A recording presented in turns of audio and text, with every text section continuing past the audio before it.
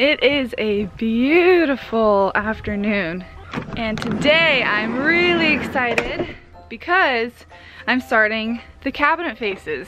If you watched last week's video, you saw me build and install my cabinet frames and wire all of the puck lights for my under cabinet lighting. And this week's video is going to be about building the cabinet faces. I've spent a lot of time on YouTube looking up different ways to create like shaker style cabinet doors, and it just seemed like a lot at first. The more that I got into it, the more I was able to find different ways of doing this to make things look really good, but also keep it very simple. So what I will be building today are simple shaker style cabinet doors that will look really good, but that only require a few tools. The tools that I will be using to do this are going to be my Kreg jig, which I use on almost everything, as you guys see. I love my Kreg jig. I will use a table saw to make sure that my cuts are beautiful and even, and a router. Hopefully I can just get most of it done today. All right, let's do this.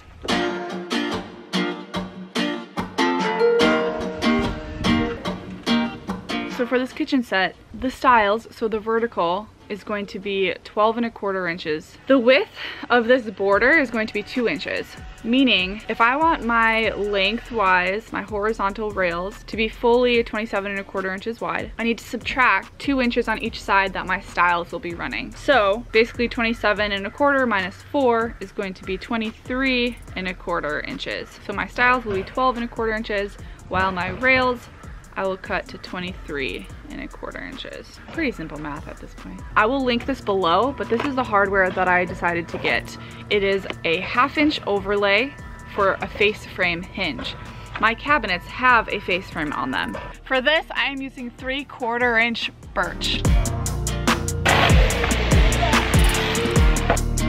All right, I'm going to cut, hi Stella. I'm gonna cut some 2-inch strips now using my table saw. And then from there, I'm gonna bring over those 2-inch strips to the miter saw to make them the exact length that I need. This is my mom's dog, if you're confused. So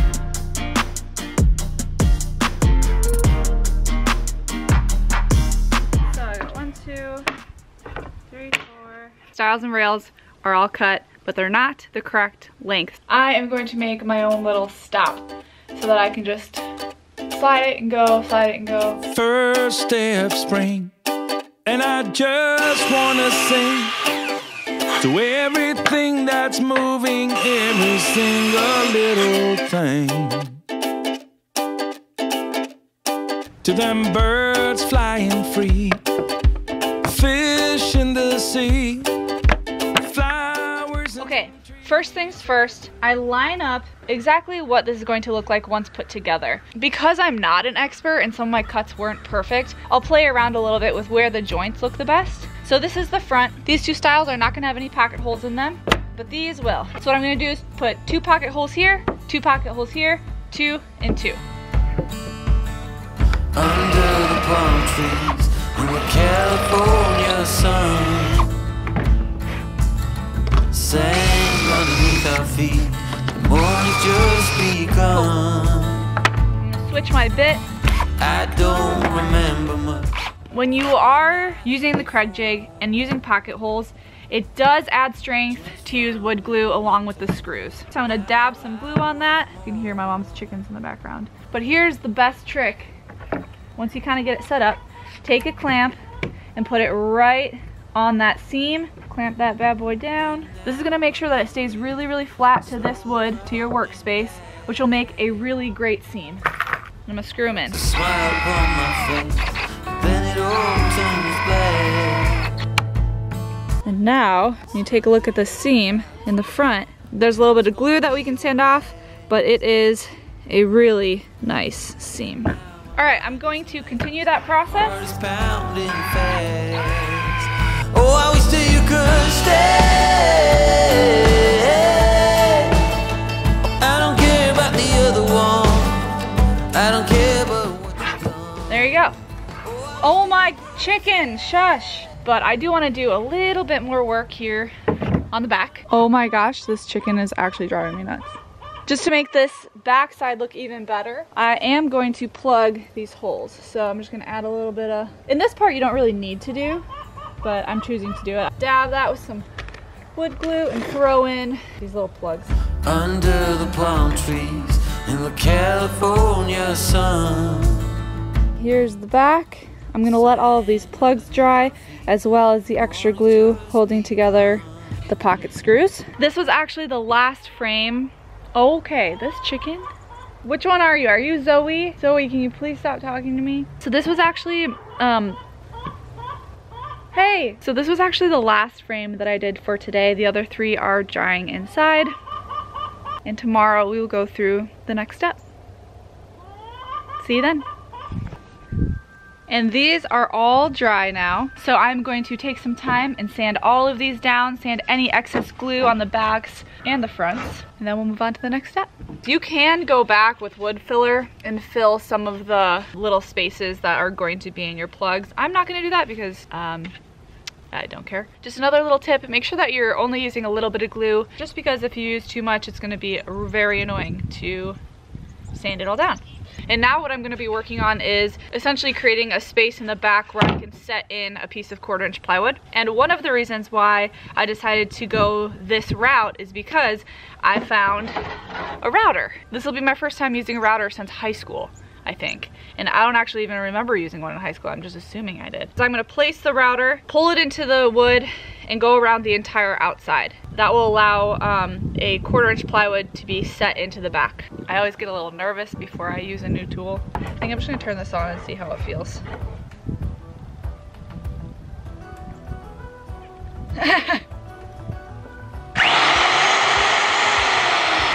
Cool. If you want these to look even cleaner, don't use plywood because, you know, this will be noticeable, but once again, I don't care. I'm gonna draw a line, try to stay in that line, and see what happens.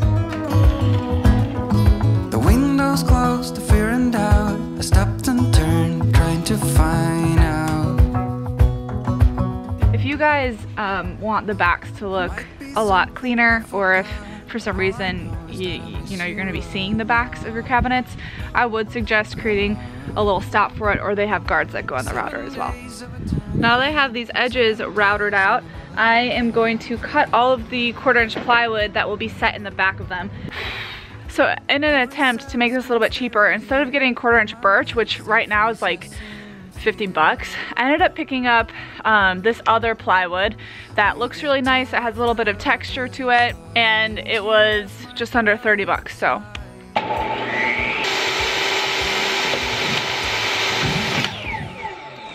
I need help. I need help.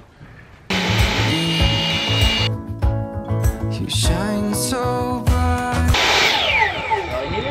Yeah. All right. That's all I need. Thank you. You're welcome. All right. I need. Where's my pen? Aha. 24 1/4. I have all of the backs. They fit great. And now I am going to stain each of the pieces separately. So when this back part, this 1/4" plywood, sits in the back, it'll look like this. But I'm gonna stain it to match the rest of my wood. But this is kind of where we're at so far. Pretty slick, huh? For being so simple.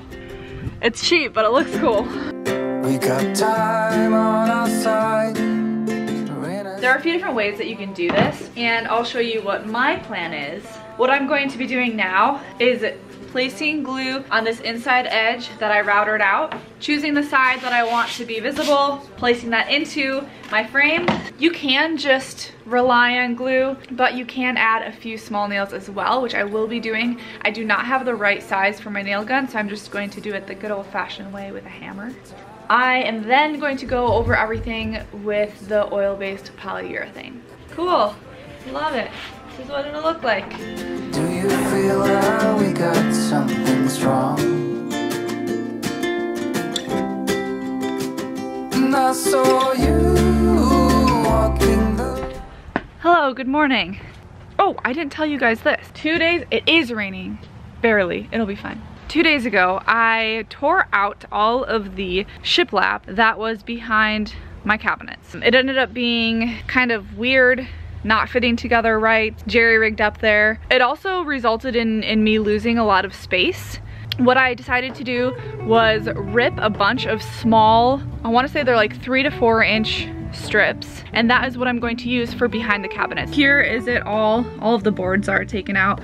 So here's kind of how it's looking so far. Hello, I can't shake the simplest feeling. So I am going to take some time to troubleshoot this and I'll let you know what I do. This is what I went with. Just remember, this won't be noticeable, and I'll clean this Sikaflex up. So I cut a whole bunch of 1/2-inch pieces of wood. So I'll just be laying them in here. I'll be taking these sheets of 1/4-inch plywood, screwing those in, and that'll be that.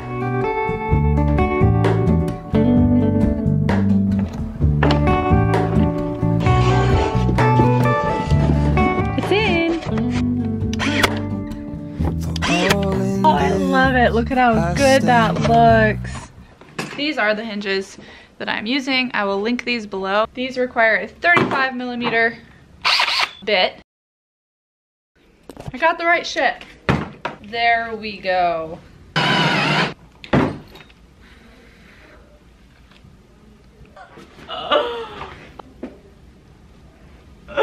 Okay, quite honestly, don't think this is gonna work.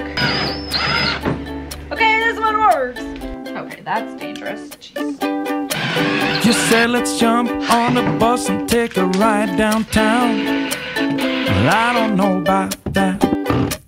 But can you help So on a door that can open farther, this hardware will keep the door open. It will not keep these doors open because it's not hitting that range past 90 degrees. It is a soft close, which is cool. Align door to cabinet, use screw A to adjust door depth. What? I'm gonna go grab a screwdriver.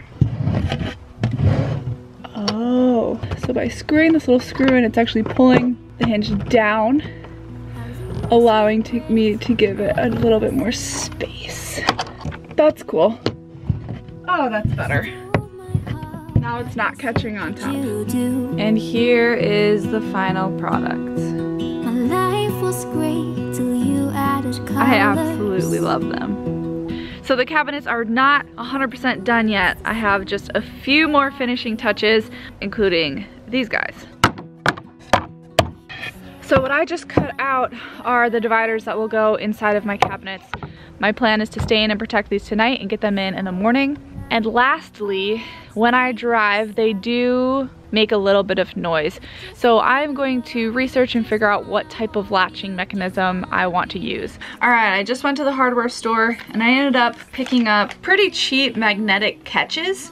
So these were about $4 a pop. I'm going to place one on each cabinet. This will go on the inside of my cabinet, and this other piece of metal will go on the inside of my door so that it'll just snap together and be closed with this magnet. It's pretty strong too, so I think one should be enough.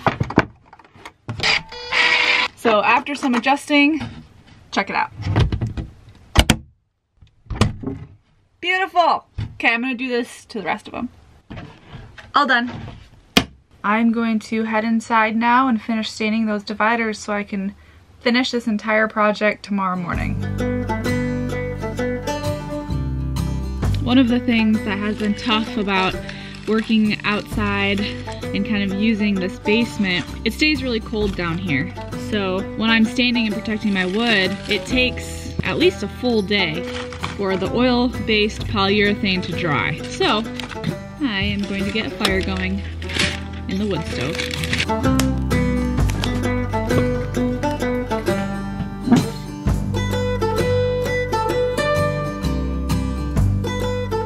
Alright, let's finish these bad boys up. I'm just gonna throw some pocket holes in here.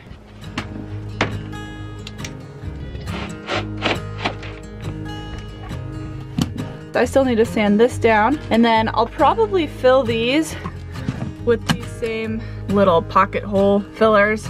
Sand it down, throw some stain on there, and that'll be one of my cabinet spaces.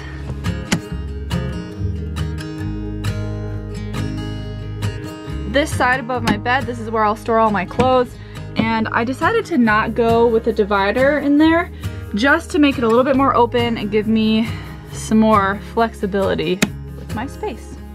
There you have it. It feels really good to have all of my cabinets done. That was one of those projects that I was pretty nervous to do, but also really excited to be done with. And now that they are done, I am so happy with them. Of course, I can pick out every little mistake that I made, but for my first ever custom cabinet, I am so happy. If you found this video helpful, or if you learned anything, or if you learned about what not to do, go ahead and hit that like button. And if you are not already subscribed, make sure to subscribe to keep up with the van build and all of our adventures after. I've gotten a few people reaching out asking where the breakdown of cost has gone, and if I'm being honest, I have completely lost track. With all the mistakes that I've made, or items that I've purchased in returns, or items that I didn't need and couldn't return, I've gotten a little lost with keeping track of the financial aspect of this, but I am going to try to give an update with next week's video and try to get the best estimate of how much my van has cost me so far. With that being said, I hope you enjoyed this video, and if you are installing your upper cabinets this week, good luck, and let me know how it goes. See you next week. When we wake, hear the birds and see the sun. Side by side our fears are done. Oh, the good times just begun.